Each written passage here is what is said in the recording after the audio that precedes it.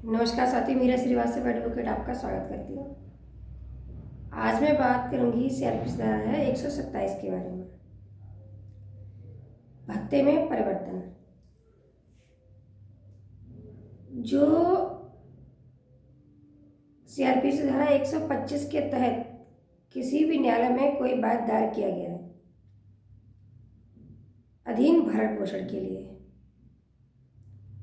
किसी भी स्त्री द्वारा या किसी भी माता पिता द्वारा या किसी अभ्यस्त पुत्र या पुत्री द्वारा 125 का भरण पोषण दायर किया गया है, न्यायालय में बात दायर किया गया है, उसके लिए उसमें परिवर्तन है। वो क्या है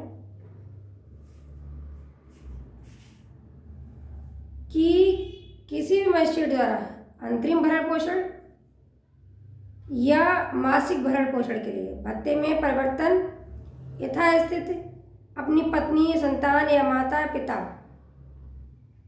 मासिक भत्ता देने के लिए उसी धारा के अधीन है। किसी व्यक्ति की परिस्थितियों में तब्दीली साबित हो जाने के कारण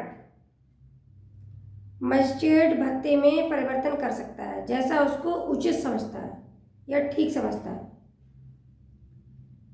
जहां मजिस्ट्रेट को यह प्रतीत होता है कि 125 के अधीन कोई आदेश किसी सक्षम या सिविल न्यायालय में किसी विनिश्चय या परिणाम स्वरूप रद्द या परिवर्तित किया जाता है,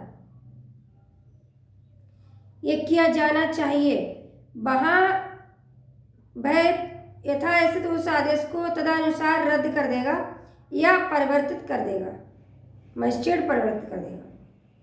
जहां सीआरपीसी धारा 125 के अधीन कोई आदेश ऐसी स्त्री के पक्ष में हुआ है या उसके पति ने उससे विवाह विच्छेद कर लिया है या उसने अपने पति से विवाह विच्छेद प्राप्त कर लिया है, वहां यदि मजिस्ट्रेट का समाधान हो जाता है कि उस स्त्री ने जिसने विवाह विच्छेद कर लिया है और उस स्त्री के पक्ष में 125 का मुकदमा उसके पक्ष में है और वो पुनर्विवाह कर लेती है, तो मजिस्ट्रेट अपने उस आदेश को रद्द कर देगा। उसको समाधान हो जाता है मजिस्ट्रेट को, तो उस तारीख से पुनर्विवाह की तारीख से पुनः रद्द कर देगा।